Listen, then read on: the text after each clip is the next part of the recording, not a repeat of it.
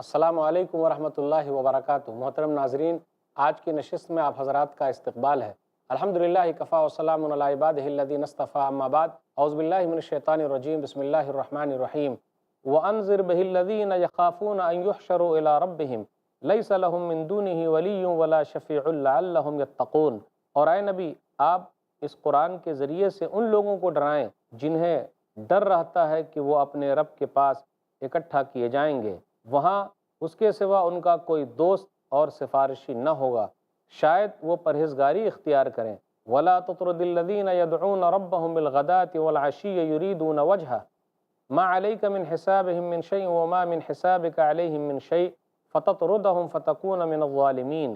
اور ان لوگوں کو اپنے سے مت دور کریں جو اپنے رب کو صبح اور شام پکارتے ہیں، وہ اپنے رب کا چہرہ یعنی رضامندی چاہتے ہیں، ان کے حساب میں سے کسی چیز کا بوجھ آپ پر نہیں اور آپ کے حساب میں سے کسی چیز کا بوجھ ان پر نہیں، پھر اگر آپ ان کو اپنے سے دور کریں گے تو آپ ظالموں میں سے ہو جائیں گے۔ وَكَذَلِكَ فَتَنَّا بَعْضَهُمْ بِبَعْضٍ لِيَقُولُوا أَهَؤُلَاءِ مَنَّ اللَّهُ عَلَيْهِمْ مِنْ بَيْنِنَا أَلَيْسَ اللَّهُ بِعَالِمٍ بِالشَّاكِرِينَ۔ اور ہم نے اسی طرح لوگوں میں سے بعض کو بعض کے ذریعے سے آزمائش میں ڈالا ہے تاکہ وہ انہیں دیکھ کر کہیں، کیا ہم میں سے یہ لوگ ہیں جن پر اللہ نے احسان کیا ہے؟ ہاں، کیا اللہ اپنے شکر گزار بندوں کو ان سے زیادہ نہیں جانتا؟ وَإِذَا جَاءَكَ الَّذِينَ يُؤْمِنُونَ بِآيَاتِنَا فَقُلْ سَلَامٌ عَلَيْكُمْ كَتَبَ رَبُّكُمْ عَلَى نَفْسِهِ الرَّحْمَةَ أَنَّهُ مَنْ عَمِلَ مِنْكُمْ سُوءًا بِجَهَالَةٍ ثُمَّ تَابَ مِنْ بَعْدِهِ وَأَصْلَحَ فَأَنَّهُ غَفُورٌ رَحِيمٌ۔ اور جب وہ لوگ آپ کے پاس آئیں جو ہماری آیتوں پر ایمان رکھتے ہیں تو کہہ دیجئے، تم پر سلام ہو، تمہارے رب نے مہربانی کو اپنے اوپر لازم کر لیا ہے۔ بے شک تم میں سے جو شخص جہالت سے برا عمل کرے پھر اس کے بعد توبہ کرے اور اصلاح کر لے تو یقیناً وہ بہت بخشنے والا، نہایت رحم کرنے والا ہے۔ وَكَذَلِكَ نُفَصِّلُ الْآيَاتِ وَلِتَسْتَبِينَ سَبِيلُ الْمُجْرِمِينَ۔ اور ہم اسی طرح آیتوں کو تفصیل سے بیان کرتے ہیں تاکہ مجرموں کا راستہ بالکل واضح ہو جائے۔ قُلْ إِنِّي نُهِيتُ أَنْ أَعْبُدَ الَّذِينَ تَدْعُونَ مِن دُونِ اللَّهِ قُلْ لَا أَتَّبِعُ أَهْوَاءَكُمْ قَدْ ضَلَلْتُ إِذًا وَمَا أَنَا مِنَ الْمُهْتَدِينَ۔ اے نبی کہہ دیجئے، بے شک مجھے منع کیا گیا ہے کہ میں ان کی عبادت کروں جنہیں تم اللہ کے علاوہ پکارتے ہو۔ کہہ دیجئے، میں تمہاری خواہشات کے پیچھے نہیں چلتا، اس صورت میں گمراہ ہو جاؤں گا اور میں ہدایت پانے والوں میں سے نہ ہوں گا۔ قُلْ إِنِّي عَلَىٰ بَيِّنَةٍ مِّن رَّبِّي وَكَذَّبْتُم بِهِ مَا عِندِي مَا تَسْتَعْجِلُونَ بِهِ إِنِ الْحُكْمُ إِلَّا لِلَّهِ يَقُصُّ الْحَقَّ وَهُوَ خَيْرُ الْفَاصِلِينَ۔ کہہ دیجئے، بے شک میں اپنے رب کی طرف سے واضح دلیل پر ہوں اور تم نے اس دلیل کو جھٹلایا ہے۔ میرے پاس وہ چیز نہیں ہے جسے تم جلدی طلب کر رہے ہو۔ فیصلے کا سارا اختیار اللہ ہی کو ہے، وہ حق بات بیان کرتا ہے اور وہ بہترین فیصلہ کرنے والا ہے۔ قُلْ لَوْ أَنَّ عِندِي مَا تَسْتَعْجِلُونَ بِهِ لَقُضِيَ الْأَمْرُ بَيْنِي وَبَيْنَكُمْ وَاللَّهُ أَعْلَمُ بِالظَّالِمِينَ۔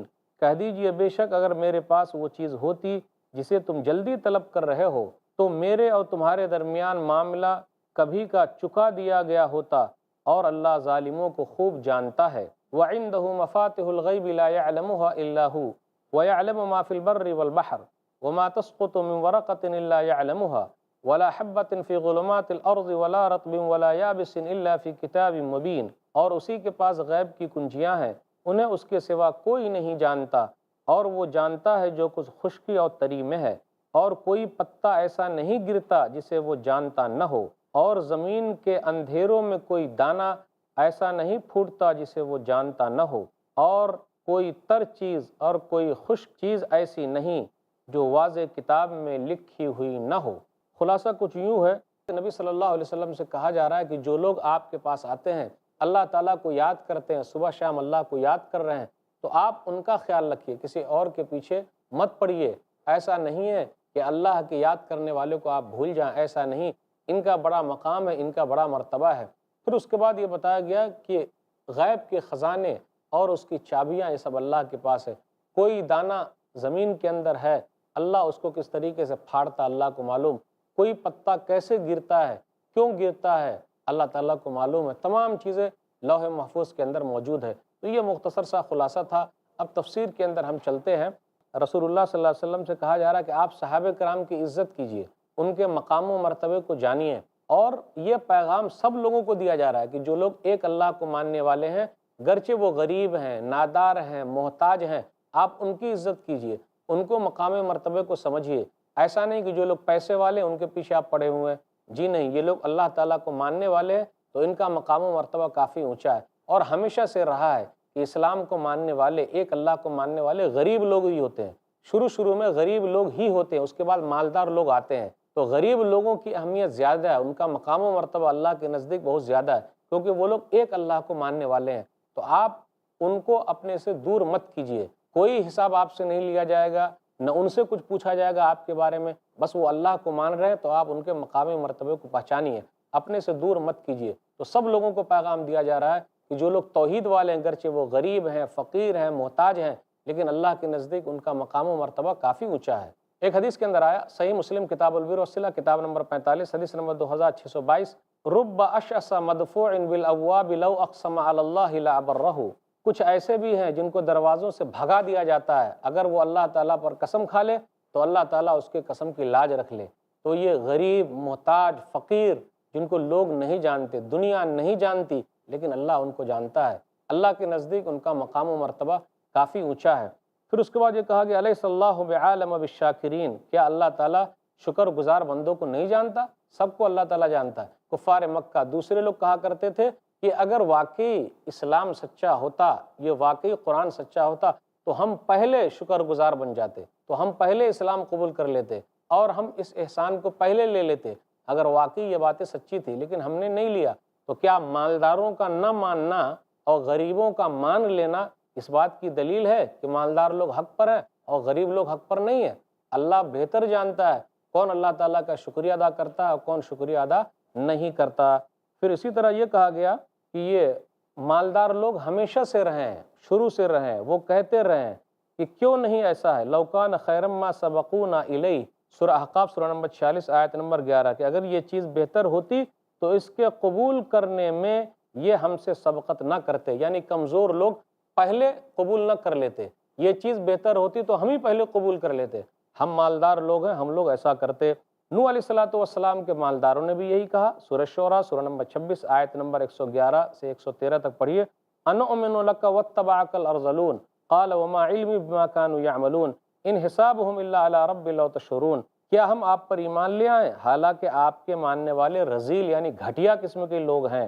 نوح علیہ السلام نے کہا مجھے اس کا کیا علم، جو وہ عمل کرتے رہے ہیں ان کا حساب میرے رب کے ذمے ہے، میں تو کچھ بھی نہیں کر سکتا۔ پھر اسی طرح ہے سورہ ہود سورہ نمبر 11 آیت نمبر 27، وما نراک اتبعک الا الذین هم اراذلنا بادی الرائے، اور ہم یہ بھی دیکھتے ہیں کہ تمہارے ماننے والے گھٹیا لوگ ہیں، معمولی رائے رکھنے والے لوگ ہیں۔ ارے گھٹیا ہے تو کیا ہوا، یہ توحید والے ہیں، ایک اللہ کو ماننے والے ہیں۔ شاہ روم ہرقل نے ابو سفیان سے پوچھا تھا کہ نبی صلی اللہ علیہ وسلم کے ماننے والے کیسے ہیں؟ صحیح بخاری کتاب بدل الوحی کتاب نمبر 1 باب نمبر 1 حدیث نمبر 7۔ روم کے بادشاہ ہرقل نے ابو سفیان سے پوچھا تھا کہ نبی صلی اللہ علیہ وسلم کے ماننے والے کیسے ہیں؟ تو کہا کمزور لوگ ہیں ان کے ماننے والے۔ تو خود کہا شاہ روم نے، ہرقل نے خود کہا کہ یہ ہمیشہ سے رہا ہے کہ اتباع الرسل، کہ رسولوں کی بات ماننے والے کمزور قسم کے لوگ ہی ہوتے ہیں۔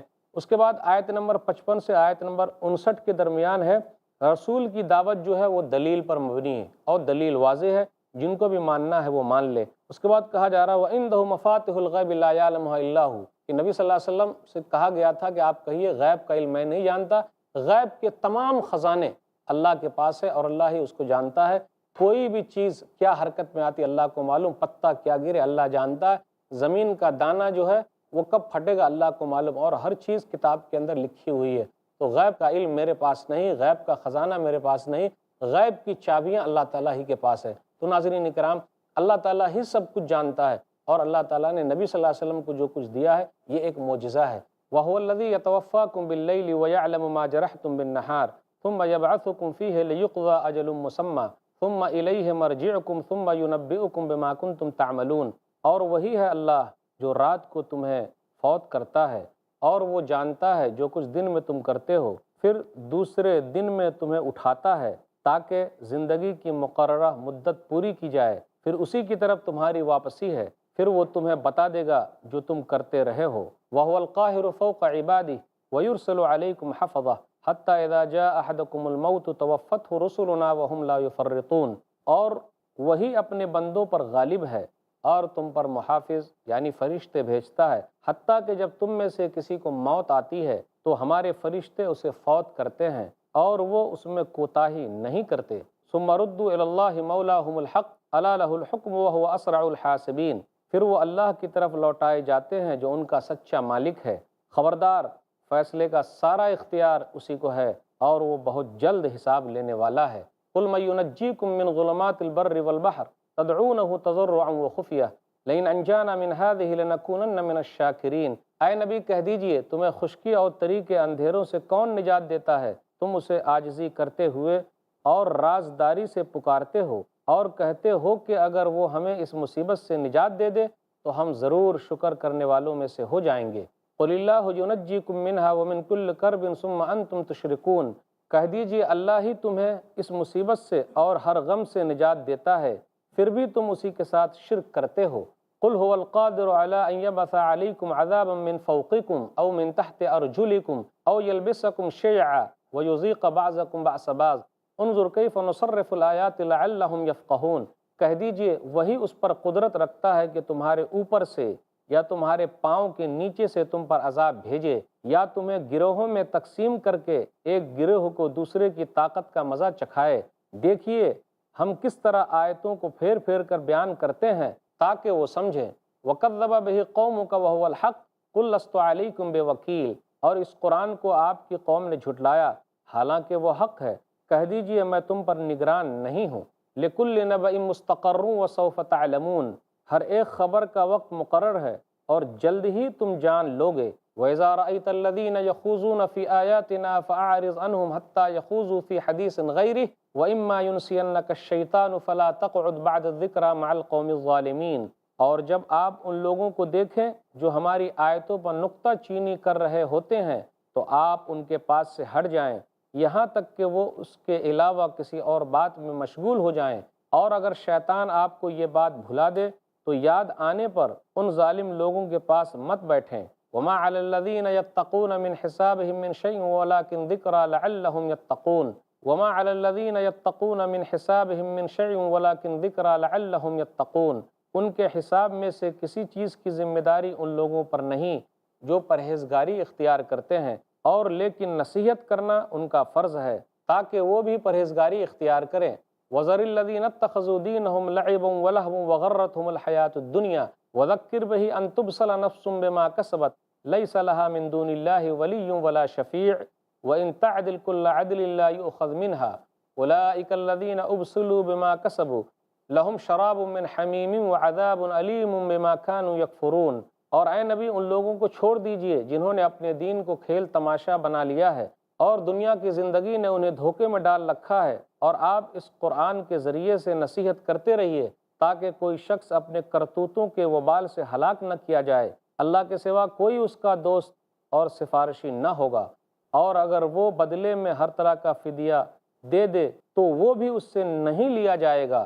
یہی وہ لوگ ہیں جو کچھ انہوں نے کمایا اس کی وجہ سے انہیں ہلاک کر دیا گیا، اور جو وہ کفر کرتے رہے ہیں اس کی وجہ سے انہیں دوزخ میں تیز گرم پانی پینے کو ملے گا اور دردناک عذاب ہوگا۔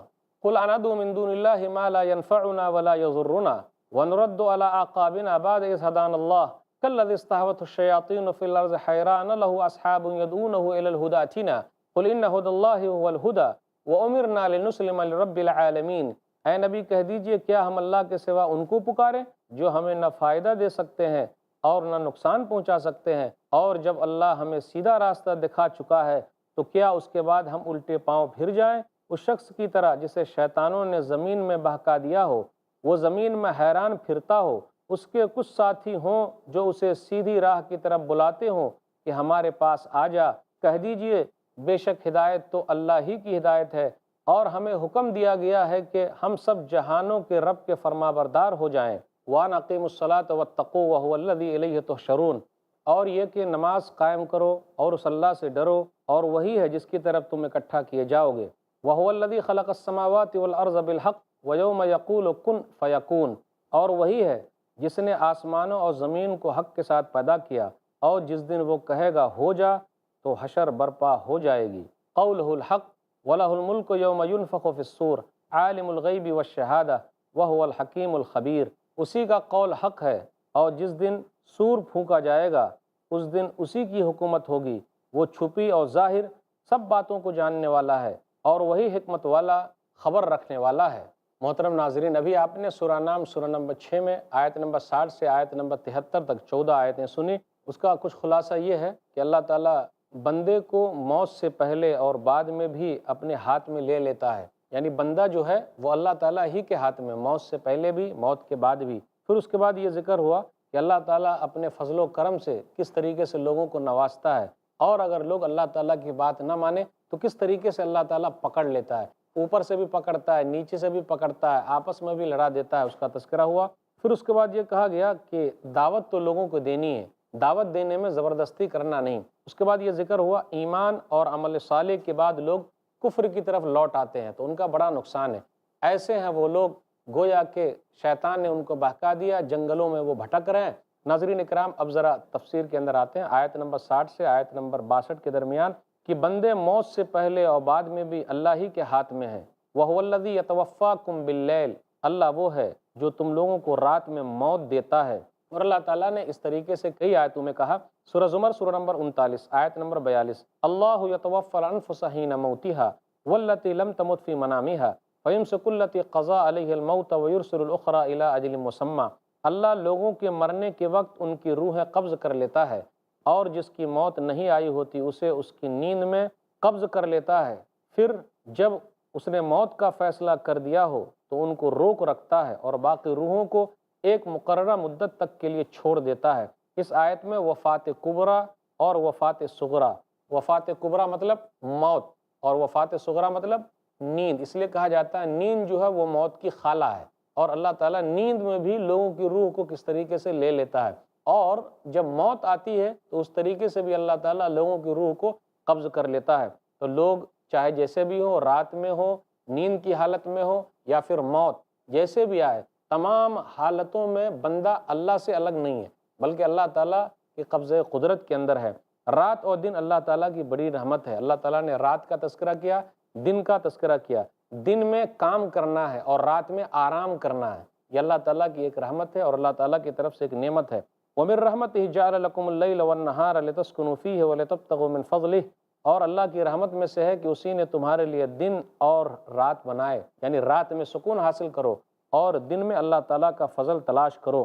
اسی طرح آیتوں کے اندر ہے سورہ نبا سورہ نمبر 78 آیت نمبر 10 اور 11 میں غور کیجئے، وَجَعَلْنَا اللَّيْلَ لِبَاسًا وَجَعَلْنَا النَّهَارَ مَعَاشًا، ہم نے رات کو پردہ بنایا، یعنی رات کس طریقے سے لوگوں کو ڈھانپ لیتی ہے، اور دن کو معاش کا وقت بنایا، یعنی روزی روٹی حاصل کرنے کا ذریعہ بنایا۔ تو دن اور رات اللہ تعالیٰ کی نعمتوں میں سے ایک بڑی نعمت ہے، اللہ تعالیٰ کی رحمتوں میں سے ایک اہم رحمت ہے۔ رات میں آرام کرنا اور دن میں کام کرنا، یہ اللہ تعالیٰ نے اسی لیے دن اور رات بنائے ہیں۔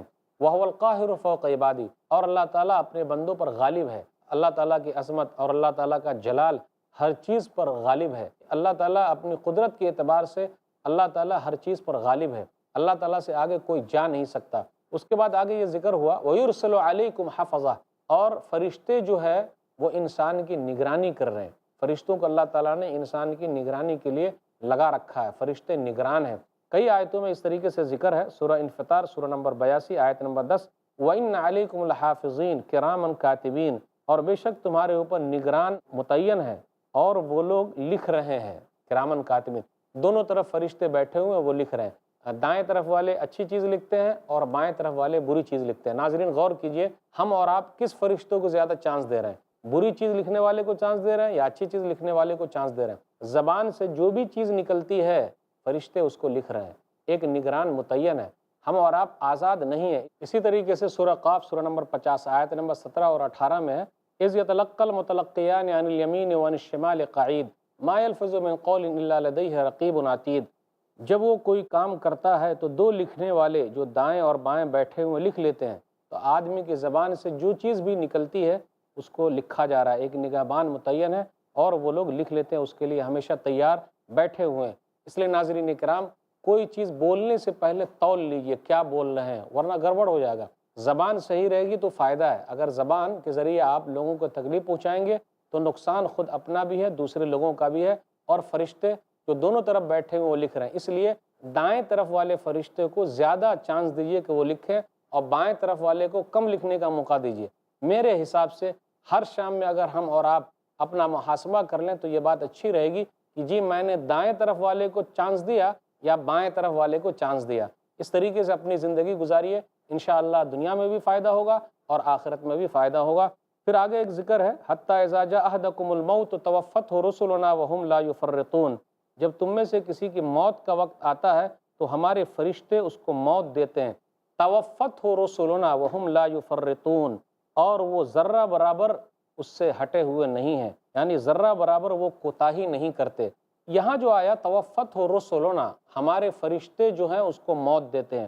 فرشتے تو ایک ہی ہیں، ملک الموت کے معاونین بہت زیادہ ہیں، مدد کرنے والے بہت زیادہ ہیں، یعنی دوسرے فرشتے یہ کرتے ہیں کہ انسان کی جو روح جو ہے نا، پٹھوں سے، رگوں سے، شریانوں سے نکال نکال کر لاتے ہیں اور حلق تک پہنچاتے ہیں۔ پھر اس کے بعد جو فرشتے ہیں ملک الموت، وہ وہاں سے قبض کر لیتے ہیں۔ کہا جاتا ہے ان کا نام مختلف جگہوں پر لوگ اسرائیلی روایت سے بیان کرتے ہیں، لیکن قرآن و حدیث میں نام ذکر نہیں، اس لیے کوشش یہ کیجئے کہ ان کو ہم یہ کہیں ملک الموت، موت والے فرشتے۔ ایک آیت پر غور کریں، سورہ سجدہ سورہ نمبر 32 آیت نمبر 11، قُلْ يَتَوَفَّاكُم مَلَكُ الْمَوْتِ الَّذِي وُكِّلَ بِكُم، کہہ دیجئے تم لوگوں کو موت دیں گے ملک الموت جو تمہارے لیے متعین ہے۔ تو پتہ یہ چلا روح قبض کرنے والے فرشتے کو ملک الموت کہا جاتا ہے۔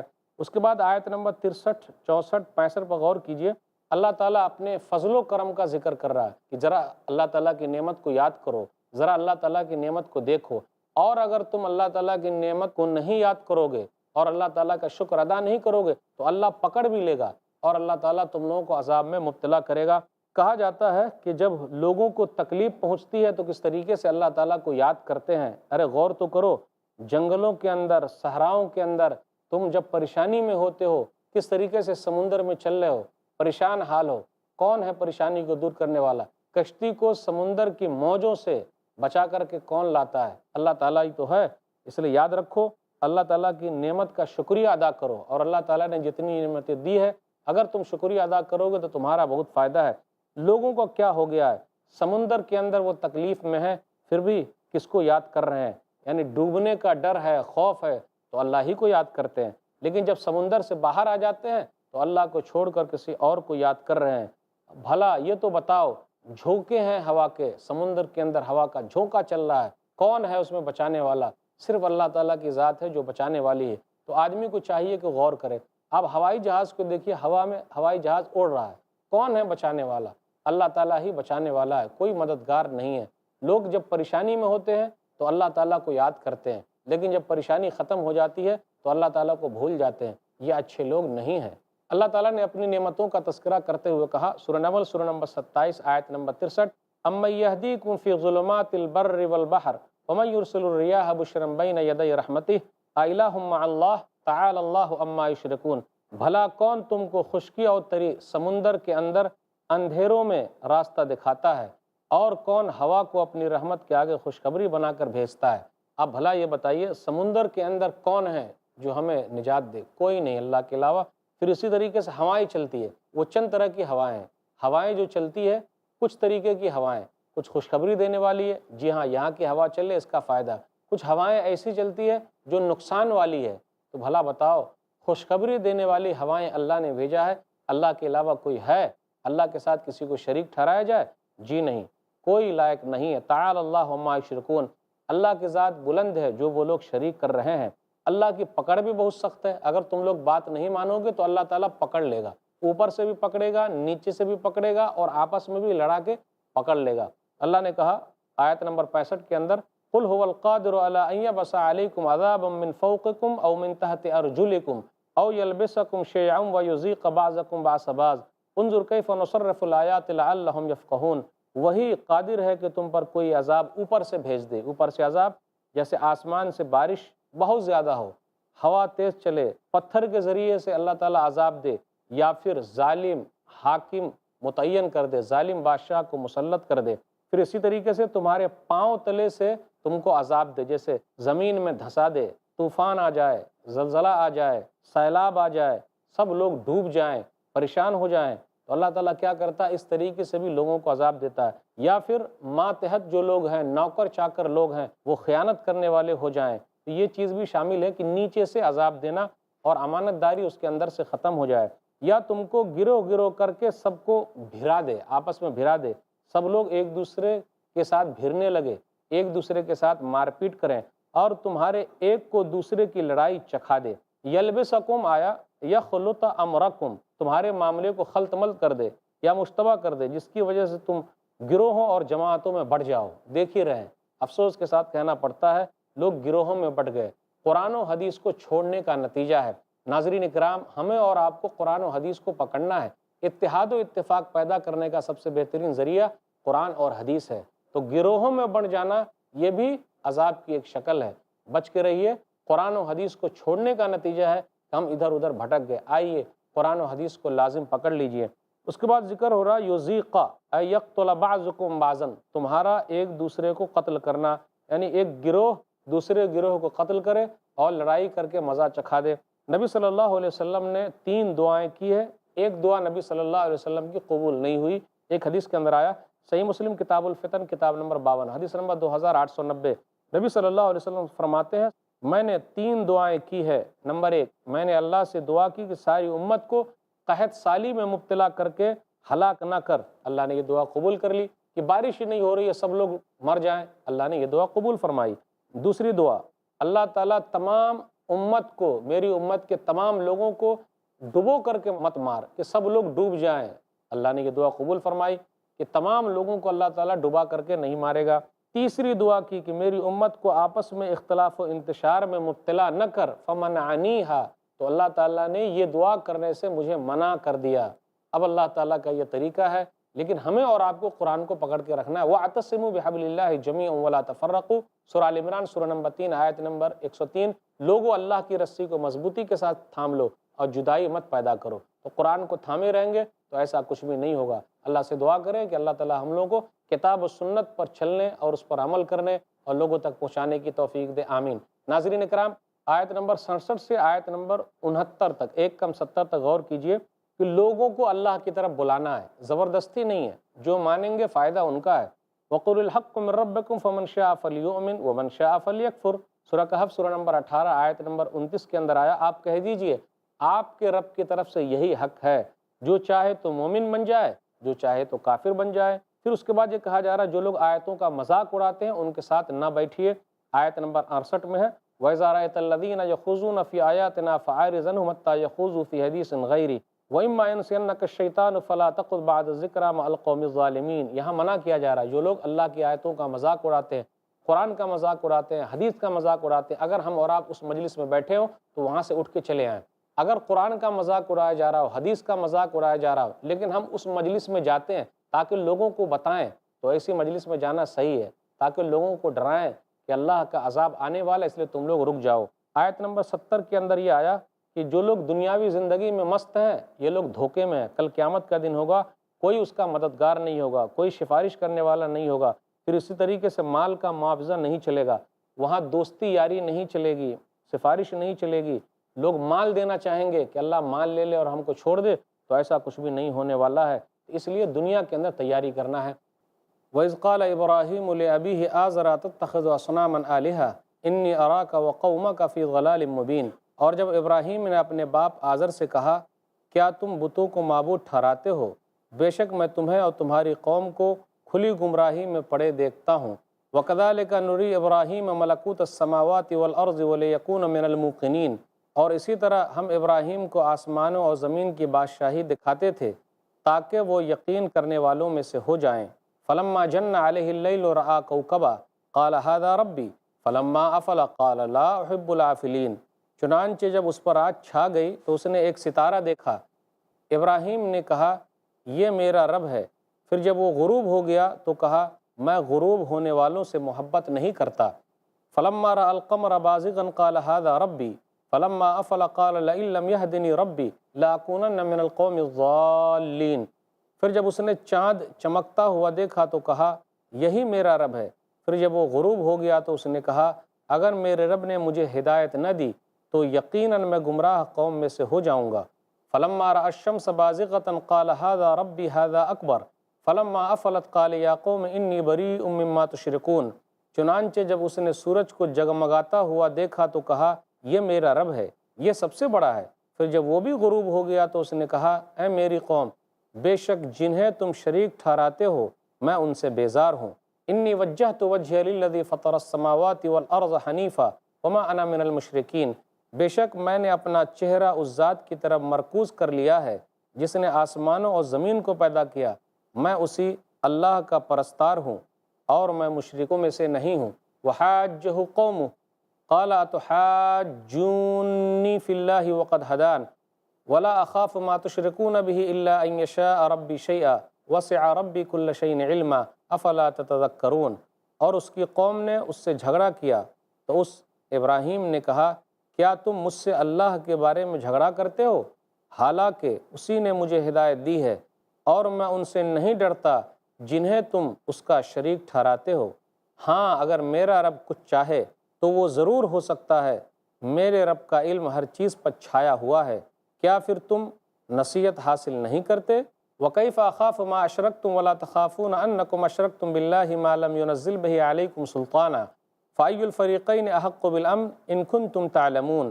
اور میں ان سے کیوں ڈروں جنہیں تم شریک ٹھہراتے ہو، جبکہ تم اس بات سے نہیں ڈرتے کہ تم ان کو اللہ کا شریک ٹھہراتے ہو جن کی اس نے تم پر کوئی دلیل نازل نہیں کی۔ پس دونوں فریقوں میں سے کون امن کا زیادہ حقدار ہے، بتاؤ اگر تم جانتے ہو۔ الذین آمنوا ولم يلبسوا ایمانہم بظلم اولئک لہم الامن وہم مہتدون، جو لوگ ایمان لائے اور انہوں نے اپنے ایمان کو ظلم یعنی شرک کے ساتھ خلط ملط نہیں کیا، وہی لوگ ہیں جن کے لیے امن ہے اور وہی ہدایت یافتہ ہیں۔ وَتِلْكَ حُجَّتُنَا آتَيْنَاهَا إِبْرَاهِيمَ عَلَىٰ قَوْمِهِ نَرْفَعُ دَرَجَاتٍ مَّن نَّشَاءُ إِنَّ رَبَّكَ حَكِيمٌ عَلِيمٌ، اور یہ ہے ہماری دلیل جو ہم نے ابراہیم کو اس کی قوم کے مقابلے میں دی تھی، ہم جسے چاہیں اس کے درجے بلند کرتے ہیں، بے شک آپ کا رب بہت حکمت والا خوب جاننے والا ہے۔ وَوَهَبْنَا لَهُ إِسْحَاقَ وَيَعْقُوبَ كُلًّا هَدَيْنَا وَنُوحًا هَدَيْنَا مِن قَبْلُ وَمِن ذُرِّيَّتِهِ دَاوُودَ وَسُلَيْمَانَ وَأَيُّوبَ وَيُوسُفَ وَمُوسَى وَهَارُونَ وَكَذَلِكَ نَجْزِي الْمُحْسِنِينَ۔ اور ہم نے اس یعنی ابراہیم کو اسحاق اور یعقوب عطا کیے، ہم نے سب کو ہدایت دی، اور اس سے پہلے ہم نے نوح کو ہدایت دی تھی، اور اس کی اولاد میں سے داؤد، سلیمان، ایوب، یوسف، موسیٰ اور ہارون کو بھی ہدایت دی، اور اسی طرح ہم نیکی کرنے والوں کو بدلہ دیتے ہیں۔ وزکریا ویحییٰ وعیسیٰ والیاس کل من الصالحین، اور ہم نے زکریا، یحییٰ، عیسیٰ اور الیاس کو بھی ہدایت دی، وہ سب نیک لوگوں میں سے تھے۔ واسماعیل والیسع ویونس ولوطا وکلا فضلنا علی العالمین، اور ہم نے اسماعیل، الیسع، یونس اور لوط کو بھی ہدایت دی، اور ان سب کو ہم نے جہانوں پر فضیلت دی۔ ومن آبائہم وذریاتہم واخوانہم واجتبیناہم وہدیناہم الی صراط مستقیم، اور کچھ کو ان کے باپ دادا، ان کی اولاد اور ان کے بھائیوں میں سے، اور ہم نے انہیں چن لیا اور سیدھی راہ کی طرف ہدایت دی۔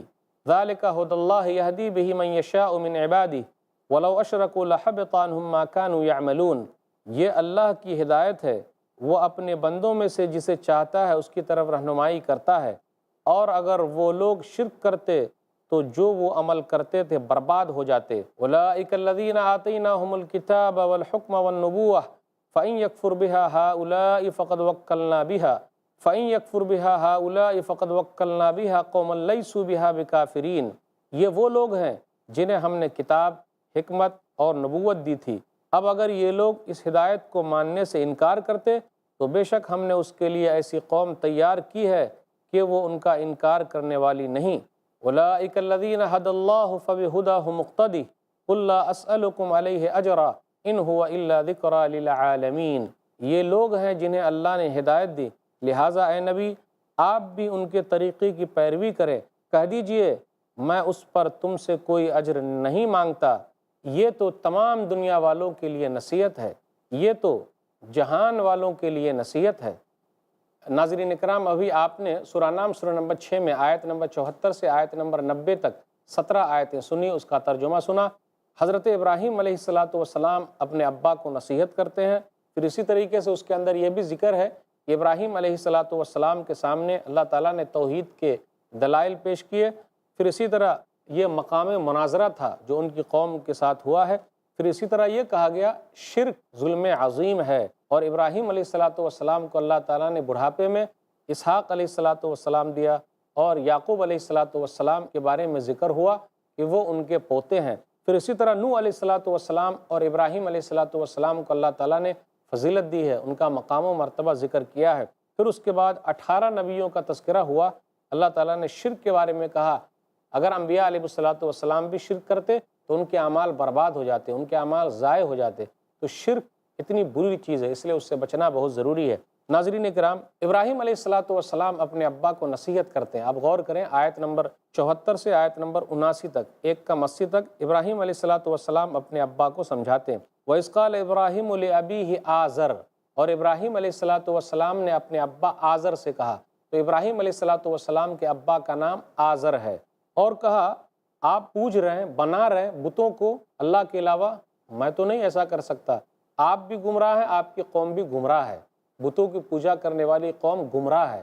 یہ ابراہیم علیہ الصلاۃ والسلام نے اپنے ابا کو سمجھایا۔ تو پتہ یہ چلا کبھی کبھی ایسا بھی ہوتا ہے کہ بیٹا ہوشیار ہو جائے تو بیٹے کی بات ماننا ضروری ہے، اور بیٹے نے باپ دادا کے دین کو چھوڑ دیا تو توحید والوں کے امام بن گئے۔ لیکن ابراہیم علیہ الصلاۃ والسلام کے ابا آزر نے اپنے باپ دادا کے دین کو نہیں چھوڑا تو وہ جہنم میں چلے گئے۔ اس لیے ناظرین اکرام، غور کرنا ضروری ہے۔ یہ دلیل بالکل نہیں دینا چاہیے کہ باپ دادا جو کر رہے ہیں وہ غلط ہے۔ کیا جی، باپ دادا غلط تو نہیں، لیکن اس کا مطلب یہ بھی نہیں کہ باپ دادا جو کر رہے ہیں وہ سب کچھ صحیح بھی ہے، ایسا نہیں، بلکہ غور کرنا چاہیے۔ جس طریقے سے ابراہیم علیہ الصلاۃ والسلام نے غور کیا ہے، دیکھا ہے، تو ان کو توحید ملی ہے، وہ توحید والوں کے امام بن گئے۔ ابراہیم علیہ الصلاۃ والسلام اپنے ابا آزر کے طریقے پر نہیں چلے۔ ابراہیم علیہ الصلاۃ والسلام کے ابا آزر بت بناتے تھے، بت پوجتے تھے، بت بیچتے تھے، لیکن ابراہیم علیہ الصلاۃ والسلام نے اپنے ابا کے دین کو نہیں اپنایا۔ انہوں نے غور کیا، سوچا، دیکھا اور اپنے ابا کو سمجھایا۔ دوسری اور آیتوں میں غور کیجئے، ابا کو سمجھانے کا انداز کیا ہے۔ لوگ بولتے ہیں نا، ابا کو کیسے سمجھائیں گے، وہ ہماری بات مانیں گے کیا؟ تو بیٹا ہو تو ایسا، کیسا؟ ابراہیم علیہ الصلاۃ والسلام جیسا کہ پیارے انداز میں اپنے ابا کو سمجھائے۔ اگر ماں باپ غلط طریقے پر ہیں، ماں باپ سیدھے راستے پر نہیں ہیں، تو ان کے لیے کوشش کرنا ایک بیٹے کی ذمہ داری ہے، ایک بیٹی کی ذمہ داری ہے۔ میں کہتا ہوں ان بھائیوں سے، میں کہتا ہوں ان بہنوں سے جنہوں نے اسلام قبول کر لیا ہے، جو صحیح کتاب و سنت پر آ گئے لیکن ان کے ماں باپ صحیح کتاب و سنت پر نہیں ہیں، تو آپ ابراہیم علیہ الصلاۃ والسلام جیسا پیارا انداز اپنائیے۔ ابراہیم علیہ الصلاۃ والسلام کا انداز کیا ہے؟ سورہ مریم سورہ نمبر 19 آیت نمبر 41 سے آیت نمبر 48 تک پڑھیے۔ وَاذْكُرْ فِي الْكِتَابِ ابراہیم إِنَّهُ كَانَ صِدِّيقًا نَبِيًّا، آپ یاد کیجئے کتاب میں ابراہیم علیہ الصلاۃ والسلام کو، إِنَّهُ كَانَ صِدِّيقًا نَبِيًّا، بے شک وہ سچے نبی تھے۔ انہوں نے اپنے ابا سے کیا کہا؟ إِذْ قَالَ لِأَبِيهِ يَا أَبَتِ لِمَ تَعْبُدُ مَا لَا يَسْمَعُ وَلَا يُبْصِرُ وَلَا يُغْنِي عَنْكَ شَيْئًا، جب کہا اپنے ابا سے، ابا آپ اس کو پوچھتے ہیں جو نہ سنے نہ دیکھے نہ آپ کے کچھ کام آ سکے۔ یا ابت انی قد جاءنی من العلم ما لم یاتک فاتبعنی اہدک صراطا سویا، میرے ابا جان میرے پاس علم آ چکا ہے، آپ کے پاس علم نہیں ہے، آپ میری بات مانیے، میں سیدھا راستہ آپ کو دکھا رہا ہوں۔ یا ابت لا تعبد الشیطان ان الشیطان کان للرحمن عصیا، میرے ابا جان آپ شیطان کی پیروی نہ کیجیے، شیطان الرحمن کا بڑا نافرمان ہے۔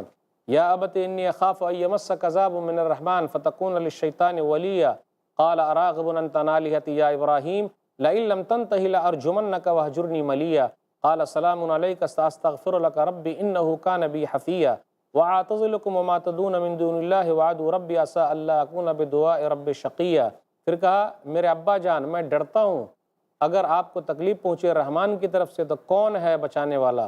کوئی مددگار نہیں، تب تو آپ شیطان کے مددگار ہو جائیں گے۔ کہا ان کے ابا نے اگر تو باز نہیں آئے ہمارے معبود کو برا بھلا کہنا تو دفع ہو جاؤ، الگ ہو جاؤ، میں تمہیں ماروں گا یا مجھے چھوڑ کر الگ چلے جاؤ۔ کہا ابراہیم علیہ الصلاۃ والسلام نے اپنے ابا کو کس طریقے سے توحید کی طرف بلایا، لیکن ان کے ابا نہیں مانے۔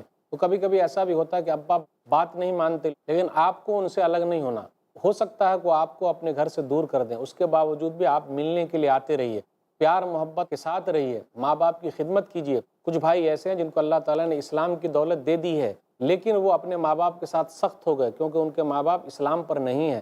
جی نہیں، آپ ان کے ساتھ اور پیارے انداز سے رہیے، تاکہ ان کو یہ پتہ چلے کہ اسلام دین کے اندر ہی ہمدردی ہے ماں باپ کے لیے، اور لوگوں کو چاہیے کہ وہ ماں باپ کی خدمت کرے۔ ابراہیم علیہ السلام جب گھر سے نکل گئے، ابا نے نکال دیا، تو پھر بھی یہ کہا کہ نکلے کہ میں آپ کے لیے دعا کرتا رہوں گا، لیکن جب وہ شرک پر مر گئے تو انہوں نے دعا کرنا چھوڑ دیا۔ کل قیامت کا دن ہوگا، ابراہیم علیہ السلام کے ابا ملیں گے ابراہیم علیہ السلام سے، تو منظر کیسا ہوگا؟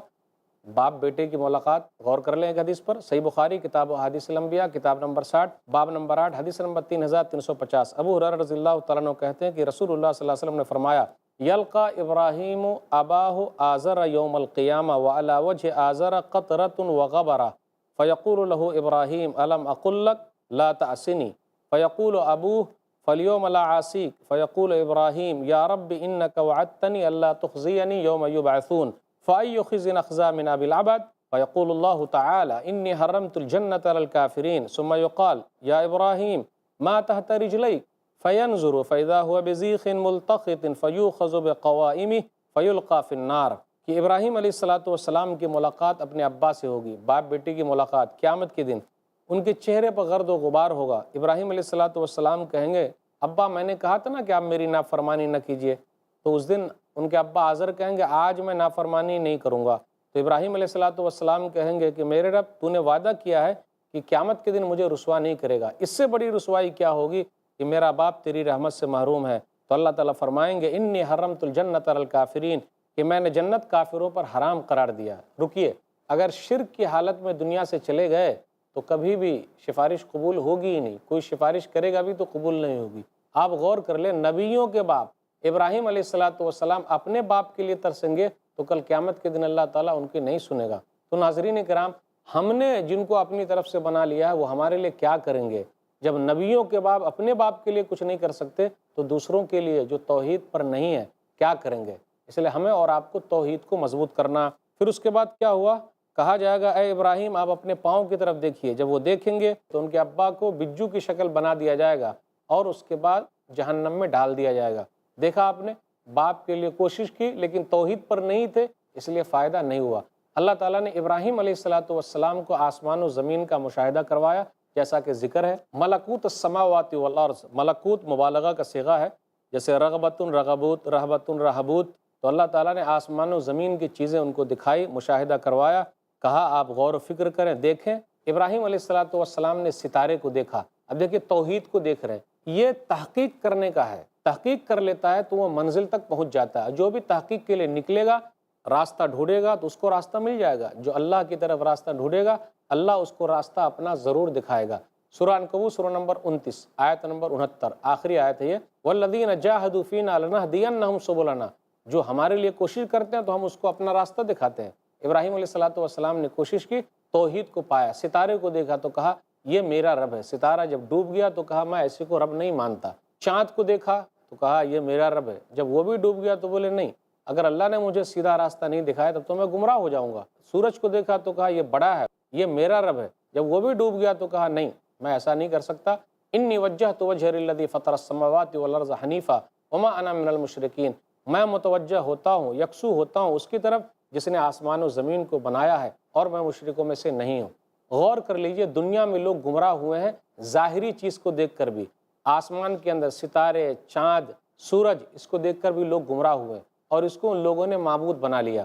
ہم مسلمان یہ کہتے ہیں کہ سورج اللہ کا ہے، چاند اللہ کا ہے، ستارے اللہ کے ہیں۔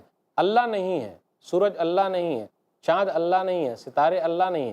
تو ہمارے اور ان میں کا یا کی کا فرق ہے۔ آسمان اللہ کا ہے، زمین اللہ کی ہے، لیکن کوئی یہ کہے یہ اللہ ہے تو صحیح نہیں۔ ابراہیم علیہ السلام نے دیکھا، غور کیا، تحقیق کیا، پھر نتیجے پر پہنچے میں اس اللہ کو مانتا ہوں جس نے ان تمام چیزوں کو پیدا کیا۔ لوگ اس لیے بھی گمراہ ہوئے ہیں کہ جس چیز کو نہیں دیکھتے، جیسا کہ فرشتے ان کو نہیں دیکھتے، تو لوگ جو تھے کفار مکہ وہ فرشتوں کو اللہ کی بیٹیاں کہتے تھے، اس لیے بھی وہ لوگ گمراہ ہو گئے کہ جس کو نہیں دیکھتے اس پر بھی یقین کر لیتے ہیں، جس کو دیکھتے ہیں اس کی وجہ سے بھی گمراہ ہو رہے ہیں۔ تو ستاروں کی وجہ سے، آسمان کی وجہ سے، چاند کی وجہ سے، سورج کی وجہ سے، فرشتوں کی وجہ سے لوگوں کے اندر گمراہی آئی کہ لوگوں نے عقیدہ بنا لیا، گڑھ لیا، جبکہ یہ غور کرنا چاہیے کہ ان تمام چیزوں کو کس نے پیدا کیا؟ تو سب سے بڑا عقل مند وہ ہے، سب سے بڑا سائنسداں وہ ہے۔ آج دنیا آسمان میں اڑ رہی ہے، غور کریں کہاں تک لوگ چلے گئے، لیکن آسمان کو کس نے بنایا اس پر لوگ غور نہیں کر رہے۔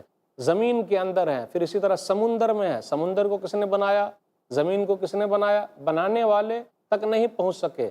ان تمام چیزوں پر غور کریں گے تو عقل مند لوگ وہی ہوں گے جو یہ غور کرتے ہیں کہ جی ان تمام چیزوں کو اللہ نے بیکار نہیں بنایا اور اس کا بنانے والا اللہ ہے۔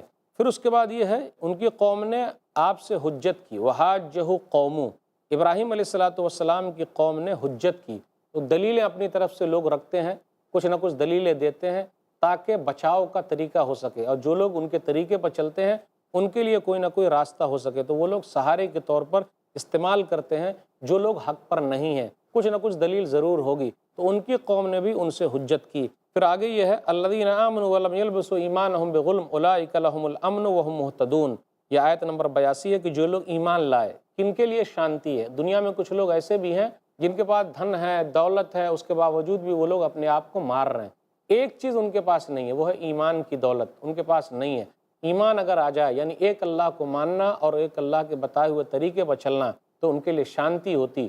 اس لیے کہا جا رہا ہے جو لوگ ایمان والے ہیں اور ایمان کے ساتھ ظلم نہیں کیا، یعنی ایمان کے ساتھ شرک کو نہیں ملایا، انہی لوگوں کے لیے شانتی ہے اور وہی لوگ ہدایت پر ہیں۔ صحیح بخاری کتاب التفسیر کتاب نمبر 65 حدیث نمبر 4629، عبداللہ بن مسعود رضی اللہ تعالیٰ عنہ کہتے ہیں کہ جب یہ آیت اتری وَلَمْ يَلْبِسُوا إِيمَانَهُمْ بِظُلْم، ان لوگوں نے اپنے ایمان کے ساتھ ظلم کو نہیں ملایا، یعنی شرک کو نہیں ملایا، تو قال اصحابہ، تو صحابہ کرام نے کہا وَأَيُّنَا لَمْ يَظْلِمْ، ہم میں سے کون ہے جو ظلم نہیں کرتا۔ تو یہ آیت اتری ان الشرک لظلم عظیم، سورہ لقمان سورہ نمبر 31 آیت نمبر 13، کہ شرک ہی ظلم عظیم ہے۔ جو اللہ تعالیٰ کے ساتھ کسی کو شریک ٹھہرائے گا وہ سب سے بڑا ظالم ہے، وہ بڑا ظلم والا کام کر رہا ہے۔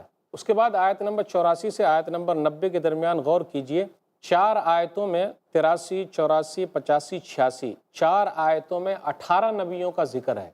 تو یہ سورہ انعام کے اندر یہ جو 4 آیتیں ہیں 83، 84، 85، 86، اس کے اندر آپ کو 18 نبیوں کا ذکر ملے گا۔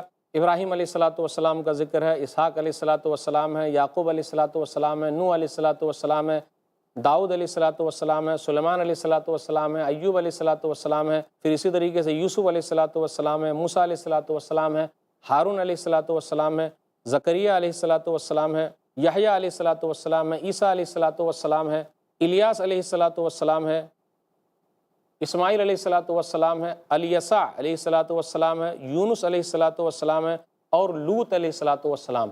تو اس طریقے سے اللہ تعالیٰ نے 18 نبیوں کا تذکرہ کیا۔ ابراہیم علیہ السلام کا بھی تذکرہ ہے، تو یہاں 18 نبیوں کا تذکرہ ہوا ہے۔ 18 نبیوں کے تذکرے کے بعد اللہ تعالیٰ نے جو اہم بات بیان فرمائی وہ یہ لوگ بھی شرک کرتے تو کیا ہوتا، ان کے اعمال برباد ہو جاتے۔ وَلَوْ أَشْرَكُوا لَحَبِطَ عَنْهُمْ مَا كَانُوا يَعْمَلُونَ، کہ اگر وہ لوگ شرک کرتے تو ان کے اعمال برباد ہو جاتے، وہ اللہ کے ساتھ شریک ٹھہراتے تو جو ان لوگوں نے نیک عمل کیا ہے تو سب کے سب برباد ہو جاتے۔ یہاں تک کہ نبیوں کے سردار نبی صلی اللہ علیہ وسلم سے یہاں تک کہا گیا، سورہ زمر سورہ نمبر 39 آیت نمبر 65، لَئِنْ أَشْرَكْتَ لَيَحْبَطَنَّ عَمَلُكَ وَلَتَكُونَنَّ مِنَ الْخَاسِرِينَ، اگر آپ نے بھی شرک کیا ہوتا تو آپ کے اعمال برباد ہو جاتے اور آپ گھاٹا پانے والوں میں سے ہوتے۔ ابراہیم علیہ السلام کو اللہ تعالیٰ نے بڑھاپے میں اسحاق دیا، یعقوب علیہ السلام کی خوشخبری سنائی، یعنی یعقوب ان کے پوتے ہیں، تو بڑے بیٹے کا نام جو ہے اسماعیل علیہ السلام ہے اور چھوٹے بیٹے کا نام اسحاق علیہ السلام ہے۔ اب اسحاق علیہ السلام کی پیدائش کے بارے میں ذکر ہے، سورہ نمبر 11 آیت نمبر 72، 73 بغور کیجئے، قالت یا ویلتا آلد وانا عجوز وہذا بعلی شیخا ان ھذا لشیء عجیب قالوا اتعجبین من امر اللہ رحمۃ اللہ وبرکاتہ علیکم اہل البیت انہ حمید مجید۔ سارہ نے کہا جو اسحاق علیہ السلام کی ماں ہے، ابراہیم علیہ السلام کی بیوی، ہائے کیسے بچہ ہو سکتا ہے، میں تو بڑھیا ہوں، میرے شوہر بھی بوڑھے ہیں، یہ کیسے ہو سکتا ہے، یہ تو تعجب والی بات ہے۔ تو فرشتوں نے کہا کیا آپ کو اللہ کے حکم سے تعجب ہو رہا ہے؟ اللہ کی رحمت اور برکتیں ہوں آپ کے اوپر اے اہل بیت، بے شک وہ تعریفوں والا ہے، بے شک وہ بزرگوار ہے، یعنی اللہ تعالیٰ کی تعریف ہے اور ہر طرف اللہ تعالیٰ ہی کی تعریف کی جائے گی۔ نوح علیہ السلام اور ابراہیم علیہ السلام کی خصوصیت، نوح علیہ السلام پہلے نبی ہیں، یہ تمام لوگ جب ختم کر دیے گئے تو جو بھی نسل چلی ہے انہی سے چلی ہے۔ ابراہیم علیہ السلام کی خصوصیت یہ ہے کہ جتنے بھی انبیاء علیہ السلام آئے ہیں انہی کی نسل میں سے آئے ہیں۔ اس کے بعد اخیر میں یہ کہا گیا کہ دعوت و تبلیغ کا کام جو لوگ کرتے ہیں قل لا اسألکم علیہ اجرا، آپ کہہ دیجئے میں تم لوگوں سے کوئی بدلہ نہیں مانگ رہا ہوں، ان ہوا الا ذکر للعالمین، قرآن کریم جہان والوں کے لیے نصیحت ہے۔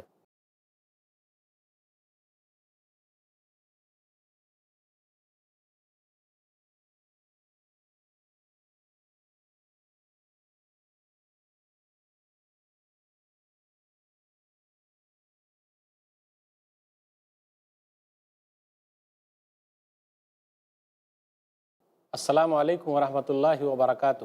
محترم ناظرین، آج کی نشست میں آپ حضرات کا استقبال ہے۔ آج کی نشست میں سورہ نام سورہ نمبر 6 میں آیت نمبر 91 سے آیت نمبر 110 تک 20 آیتیں ہیں۔ اعوذ باللہ من الشیطان الرجیم، بسم اللہ الرحمن الرحیم۔ وما قدر اللہ حق قدری اذ قالوا ما انزل اللہ علی بشر من شیء قل من انزل الکتاب الذی جاء به موسیٰ نورا وہدی للناس تجعلونہ قراطیس تبدونہا وتخفون کثیرا وعلمتم ما لم تعلموا انتم ولا آباؤکم قل اللہ ثم ذرہم فی خوضہم یلعبون۔ اور انہوں نے اللہ کی قدر نہیں کی جس طرح اس کی قدر کرنے کا حق ہے۔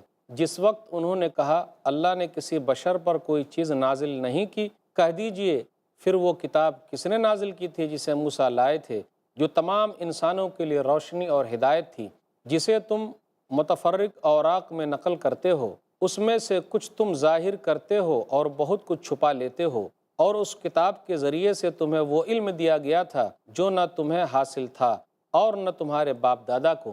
کہہ دیجئے وہ اللہ نے نازل کی تھی، پھر انہیں ان کے حال پر چھوڑ دیجئے، وہ اپنی نکتہ چینیوں میں کھیلتے رہیں گے۔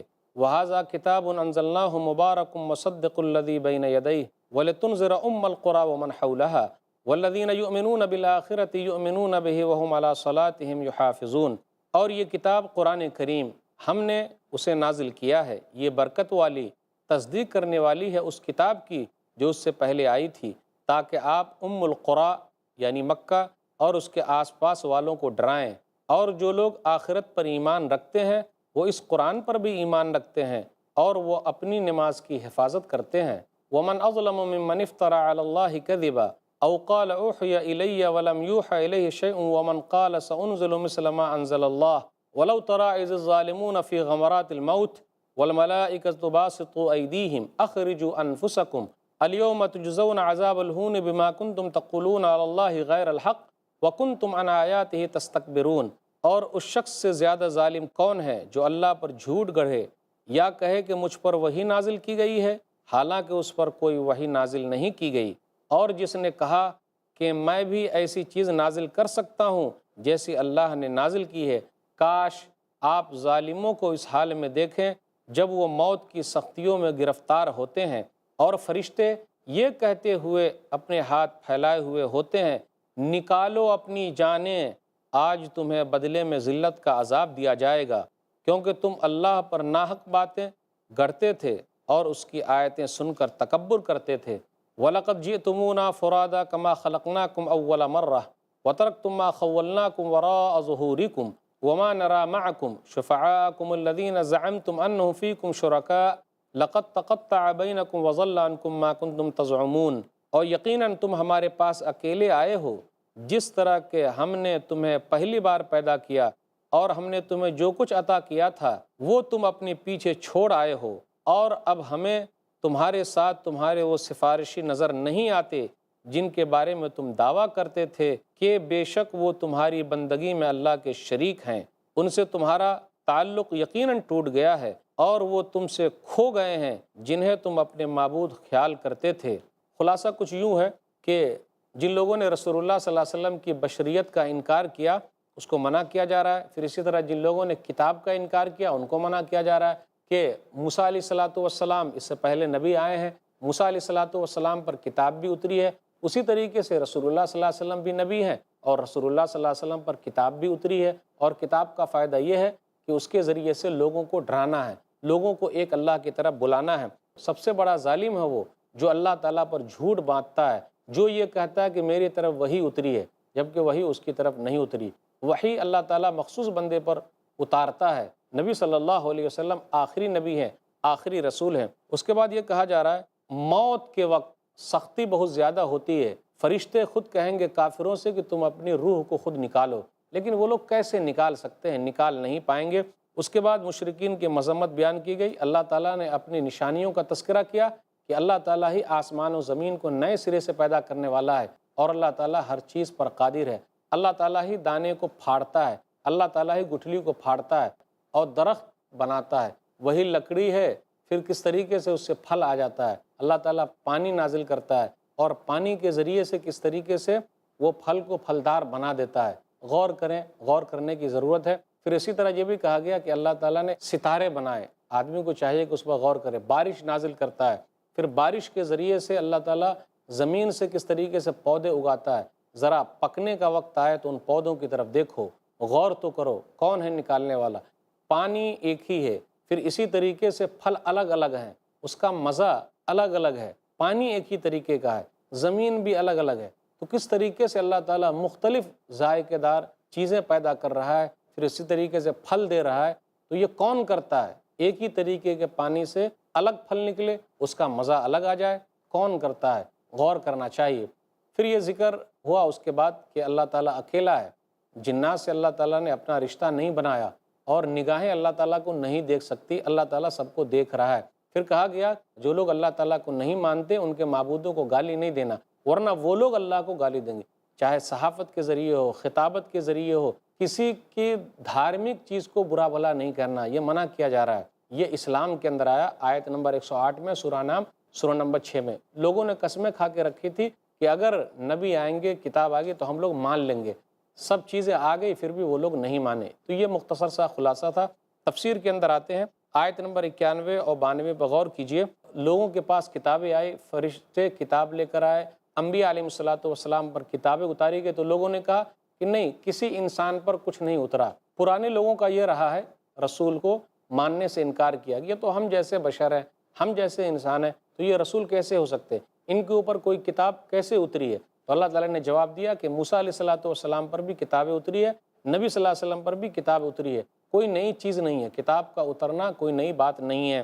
پھر اسی طرح لوگوں کا جو تعجب کرنا تھا، تعجب کو کئی چیزوں میں ذکر کیا گیا۔ سورہ یونس سورہ نمبر 10 آیت نمبر 2، کیا لوگوں کو تعجب ہوا کہ ہم نے انہی میں سے ایک مرد کی طرف وحی بھیجی کہ آپ لوگوں کو ڈرائیں، یعنی نبی صلی اللہ علیہ وسلم کو انہی لوگوں میں سے نکالا، تو لوگوں کو تعجب ہو رہا ہے۔